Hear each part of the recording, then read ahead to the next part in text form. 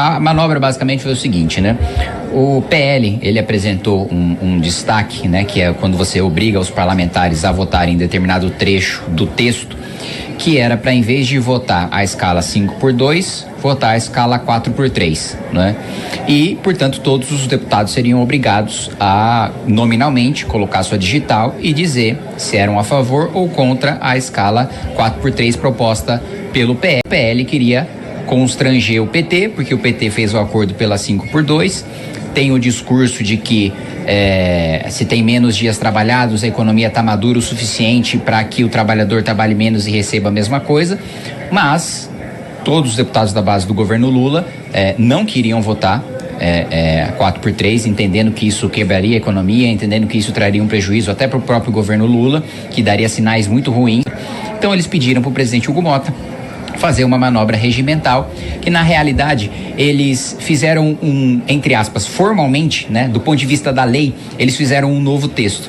Só que esse texto não tem nada de novo, era exatamente o texto antigo, eles só formularam como um novo texto, porque quando você faz o que a gente chama aqui de emenda aglutinativa, você junta diversos textos e quando você junta, os textos que você juntou deixam de existir e, portanto, o texto que o PL destacou para obrigar todo o plenário a votar da escala 4x3 deixou de existir, então por isso não poderia mais ser votado. Aí eles inventaram essa manobra da emenda aglutinativa para votar, mesmo que um texto tivesse sido aprovado num turno e outro texto tivesse sido aprovado no outro, aquela votação valesse, quando obviamente é uma votação nula, porque o mesmo texto precisa ser aprovado duas vezes.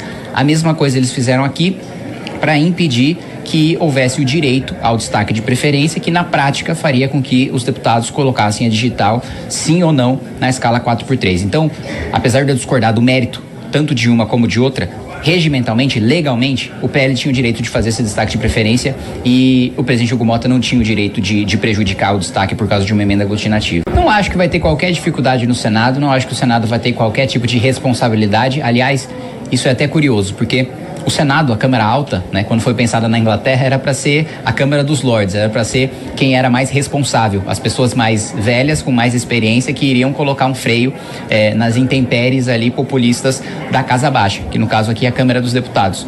O Senado nessa legislatura tem se demonstrado mais populista do que a própria Câmara dos Deputados.